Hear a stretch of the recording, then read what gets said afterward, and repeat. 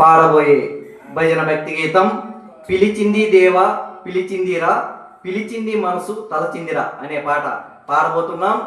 ఈ పాట రచయిత బి అప్పన్నదాసు గారు, శ్రీ నటరాజేశ్వర భక్తి ఛానల్ బాధ్వా.